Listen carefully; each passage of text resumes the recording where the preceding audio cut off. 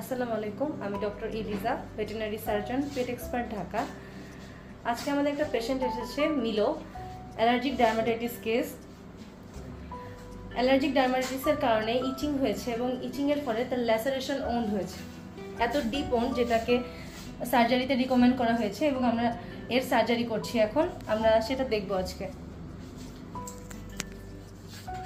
আমাদের সাথে আছে doctor Mustaq, doctor Rakibul.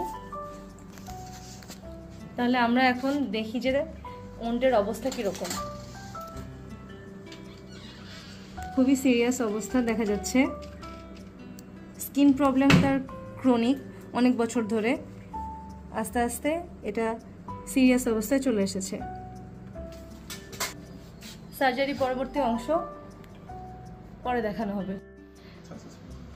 Successfully surgery করার পর এখন মিলোর অবস্থা হচ্ছে এরকম।